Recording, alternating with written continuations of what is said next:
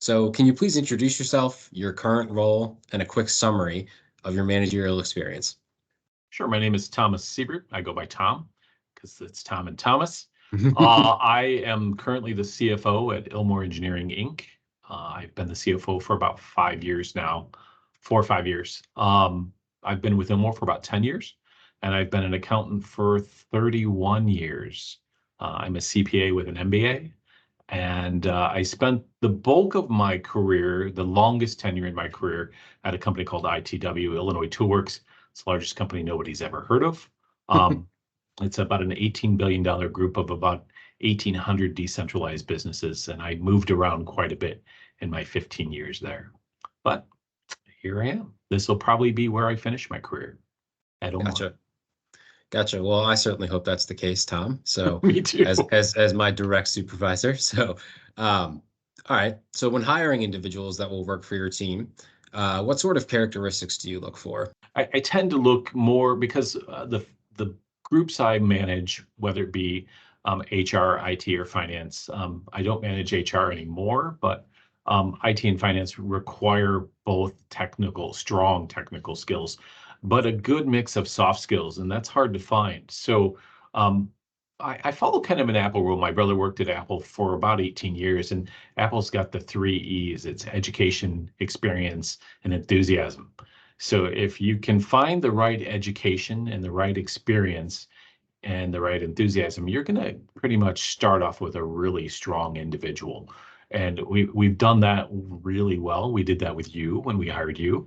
I did it really well when I hired Trevor Yor, our IT manager. Now, very different. While IT has its own different unique challenges when it comes to technical abilities, soft skills are really important, and Yeah. it's more difficult on that side. But Yeah. communication's huge, huge, huge, huge. Um, you can't find people that can communicate effectively and communicate well and understand how to communicate from listening. You're going to have a difficult challenge no matter how smart they are or how technically astute they can be. You can learn a lot about a person from their resume, but until you listen to them speak and you pose difficult questions that maybe are outside their expertise, you ask them about a life experience that was difficult, you get a lot of insight into how they think and how they attack certain situations. So yeah, pretty big. Yeah, I like that a lot. Okay, so next question here. So when confronted with a problem at work, specifically involving people that you manage, how do you begin to solve that problem? What does that look like for you? It's understanding the problem is key.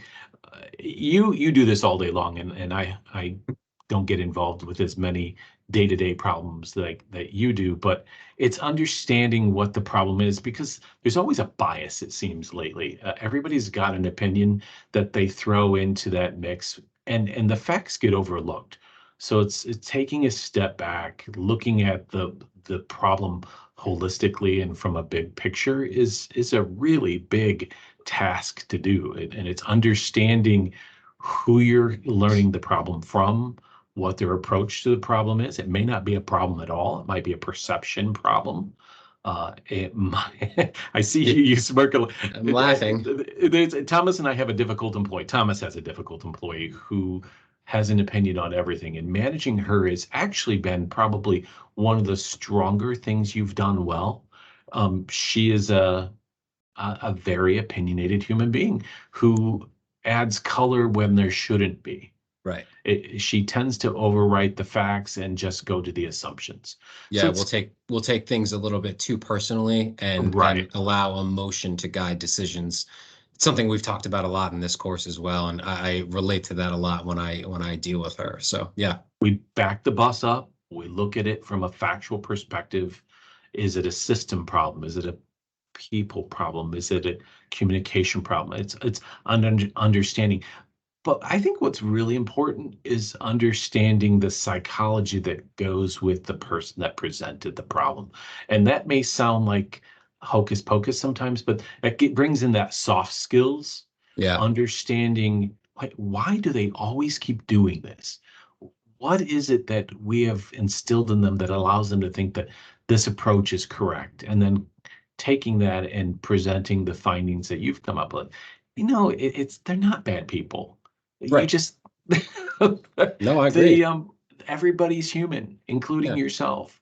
Yeah. So And I think that's the big thing, right? Is I think that there's people who are able to check their emotions at the door a little bit more and kind of lock in and focus, and people who aren't, and it's navigating that on the day to day, right? And I mean, it changes from day to day. I have days it where I don't, does. yeah, I have days where I don't feel like dealing with people, but you got to kind of, buck up and put a face on and make it work. So yeah, no, And agreed. I like you don't want to be too intrusive in their personal lives, but personal lives affect professional work. They correct. do. When someone has a big problem going on at home, it tends to overflow at work. As much as we ask people to check their problems at the door, it's not always possible, especially with smartphones and communication as prolific as it is. Um, People can get a hold of you any minute of the day and set you off. So Yeah. understanding the soft side of this is probably almost as big as the facts from the problem. Yeah, for sure. For sure. All right, next question here. So, do you think your attitude has a direct impact on those that you manage at work? I know it does. Hmm. Absolutely. I tend to be a pretty positive person. Um, I try to know everybody's name. I try to say hello. But there was a point here in the last couple of weeks, and you saw it, and you all noticed when I'm not 100% on my game. I was confronting a very unique management director level problem Right, that I wasn't getting support from the president of the company on a direction in either way. So his indecision was a decision, and it really right. did bring me down. And my attitude showed it. But that was something that I worked through, and by the end of last week, I was in a much better place. But it does. Attitude is huge. People can read you, especially if you're as expressive as I am. I like to joke. I like to know people's names. Thomas knows that I'm a fairly blunt person, sometimes so blunt it makes people laugh. But I'm not inappropriate. At least I don't think I Right. am. But sometimes it brings a little levity to a situation, and it helps people disarm a bit and Yeah, open up a little bit more. yeah, Accounting isn't a fun place. Typically, it's a serious business, but you got to laugh. You got to have a good exactly. time. Exactly. So No, I totally agree. I totally agree with your statements there too. I feel like that you and I have a really good balance of being able to take things seriously when we need to take them really mhm. seriously and locking in, but then in the day to day when, something's funny, it's funny and It we laugh is about it, right? So like that's right, that's just that's how it goes. So right. no, I like that a lot. All right, next one here. And I know this isn't about me, but maybe another employee. Have you ever had a struggling employee, and what did you do to help their development? Were Um, you able to get them to a success point, or was it eventually better to just cut ties? I'm going to go back into when I worked for Illinois Toolworks. They had a business philosophy called 80/20, and they applied it to absolutely everything they did. And when you first join the organization, it's a foreign way of thinking.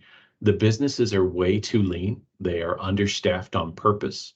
You Yeah, are overtaxed, understaffed, and multitask to a point where you almost break, but you don't. And then you learn that the efficiency that goes with 80/20ing your work life will spill over into your personal life. It'll make you think a little differently.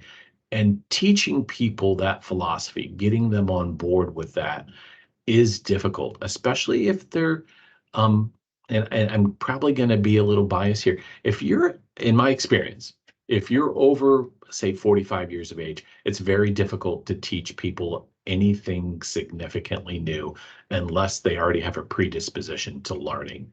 right. So difficulty in getting people on board with the 80/20 method, because things were meant to fall off your plate. Things were meant to go undone. They just couldn't be big things. They couldn't be important things.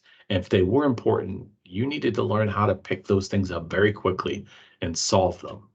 So, in my experience working at ITW for 15 years, the older folks didn't get it, and Yeah, we worked them out of the organization, or we yeah, learned not to hire them if they didn't have a predisposition towards learning and a strong attitude of acceptance. yeah. Um, I think that's something that I'm just going to speak from my experience here, coming from like a highly regulated, like taskless environment like I was at PricewaterhouseCoopers, you're expected, and there's enough people to get every single little thing done, right? Like Yeah. we have it's a very clear path to get an audit, a financial audit done. When I came here, that was such an eye-opening experience. And it was in a good way, really, because I feel that here I have those 20% of things that fall off my plate, and they'll come back eventually if they really need to. And if they don't, they don't. And I think that's something here that's been such a valuable lesson for me. So maybe not from like a standpoint that I was struggling, but just a new way of doing things, and really enjoyed that. And when you told me that the first time, I mean, that stuck with me throughout everything, personal life, Right. the whole shooting match. I Yeah. totally agree. So. And it gets you to stop sweating the small stuff too. I Right, mean, you're going to work with people that the small stuff is everything, but right. they just need to learn that, hey, it's important some of the times, but not all the time. And just know Totally, when. totally And agree. yeah, Totally agree. All right. So the next one, I know the answer to this question, but I'm going to ask it. So, do you believe you have a proactive personality? Meaning you're absolutely. some, Yeah. meaning you're someone who, yeah, no, you Yeah. know it. I I totally don't agree. sit back and watch things No, happen. no, Ilmore is, for those of people that aren't inside our organization, it's a unique place. sure is.